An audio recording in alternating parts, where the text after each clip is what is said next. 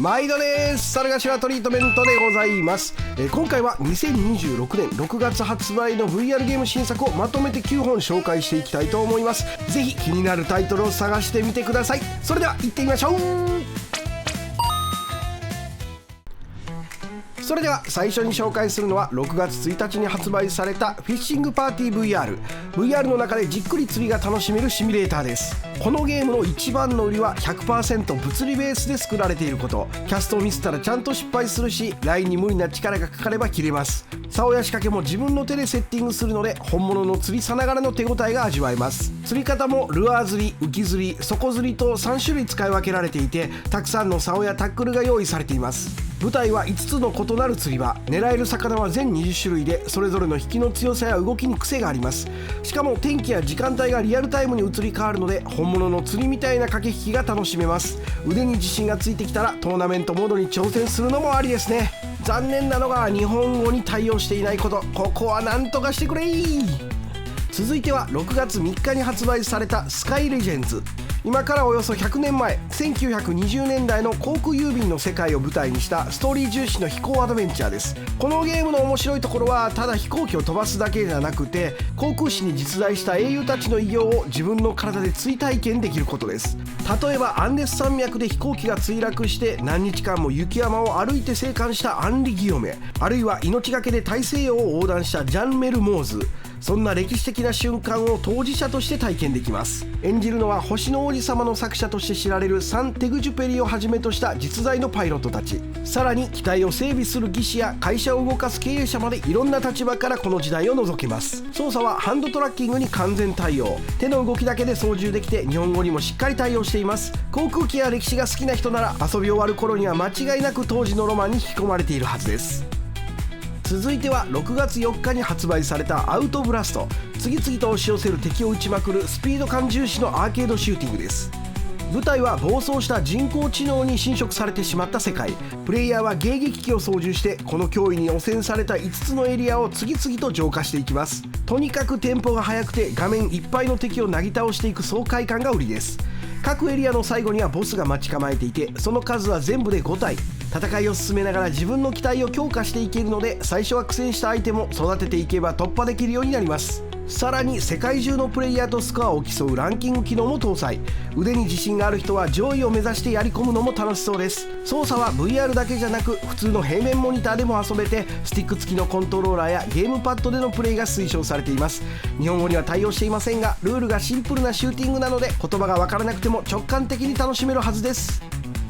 続いては6月4日に発売されたシュガーマッドネス。お菓子の世界を舞台にした賑やかでポップな一人称シューティングゲームです。物語の発端はマッドサイエンティストのドクター・サワーの暴走。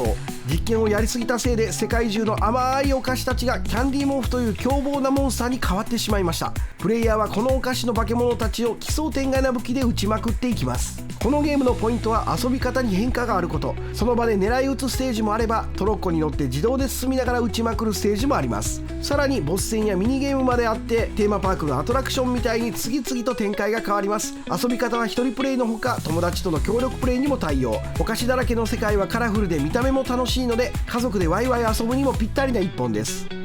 続いては6月9日発売のザ・ボーイズトリガーウォーニング。 Amazon の大人気ドラマザ・ボーイズの世界を舞台にした VR ステルスアクションゲームです。今回発売されるのは PSVR 版で、クエスト版はすでに3月に発売されています。物語はドラマの脚本チームも協力したオリジナルストーリー。平凡な男ルーカス・コスタが腐ったヒーロー一家によって家族との時間を地獄に変えられてしまうところから始まります。プレイヤーは添付 V という薬物で一時的に超能力を手に入れ、念力で敵を掴んだり投げ飛ばしたり、頭を弾けさせたりしながら進んでいきます。物陰から静かに仕留めるのも、超能力をぶっ放して真正面から暴れ回るのも自由。その日の気分で攻め方を選ぶことができます。ドラマの過激でブラックな世界観はしっかりと再現されていて、原作ファンならニヤリとできるはずです。さらに今回の PSVR2 版は PS5 Pro に最適化されていて、クエスト版よりもグラフィックがパワーアップしています。先に発売されたクエスト版に集まったたくさんの意見を取り入れた改良も加えられるとのことです。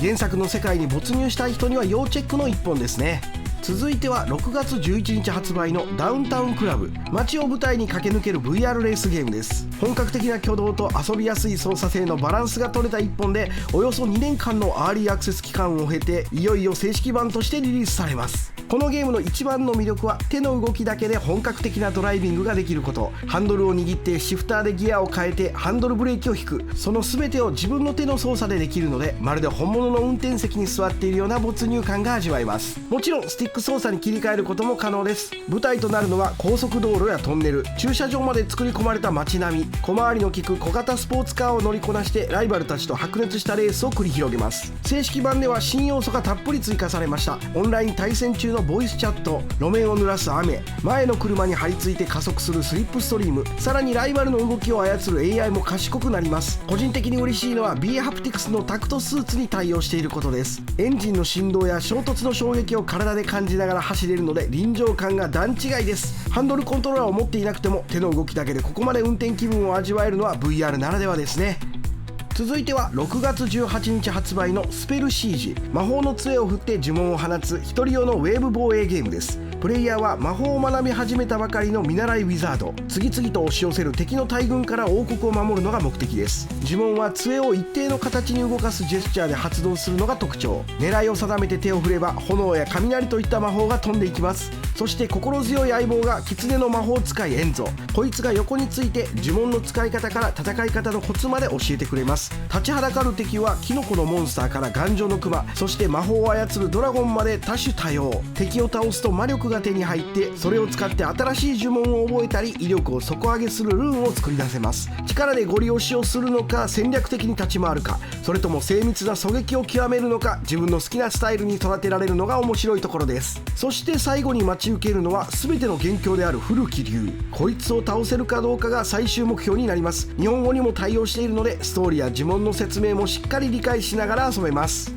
続いては6月18日発売のスターボルト。 VR で初めての本格的なモーバシューターを謳う一本です。今回発売されるのは PCVR 版で、クエスト版はすでに発売済みです。モーバというのは5対5のチームに分かれて敵の陣地にある拠点の破壊を目指す対戦ゲームのことです。スマホや PC で人気のジャンルですが、それを一人称視点の VR シューティングとして遊べるようにしたのがこのスターボルトです。プレイヤーはそれぞれ武器も能力も全く違う12体のキャラクターから1体を選んで参戦。仲間と協力してマップ上の通り道を攻め上がり、要所を抑えながら最終的に敵チームの中枢であるエナジーコアの破壊を狙います。試合の中で敵を倒すと経験値やお金が貯まって能力を強化したり装備を買ったりと、どんどん自分のキャラが育っていきます。 VR ならではの作り込みも見どころで、例えば弓使いのキャラは肩や腰に手を伸ばして矢をつかみ構えて放つ、その一連の動きを全部自分の体で行います。ポータルやジャンプ台を使ってマップを縦横無尽に動き回れるのも爽快です。クエスト版なら無料で遊べるので、モーバが気になっていた人の入り口にもぴったりですね。そして最後に紹介するのは6月30日発売のプロジェクト S。 1990年代の名作リアルタイムストラテジーに影響を受けたテーブルトップ型のストラテジーゲームです。リアルタイムストラテジーというのは資源を集めて拠点や部隊を作り、相手と陣取り合戦を繰り広げる戦略ゲームのことです。このプロジェクト S はその戦場をまるでジオラマのように目の前のテーブルに広げて上から見下ろしながら指揮できるのが特徴。開発はなんとたった一人の個人によるプロジェクト。発売後も新しい惑星が追加コンテンツとして登場する予定とのことです。これからの広がりにも期待できる一本ですね。というわけで2026年6月発売の VR ゲームを9本紹介してみました。気になる1本は見つかりましたでしょうか。これ遊んでみたいとかこれもう買ったねみたいなのがあればぜひコメントで教えていただけると嬉しいです。いやー VR って本当にいいもんですね。それではまた次回の動画でお会いしましょう。さよならさよならさよなら。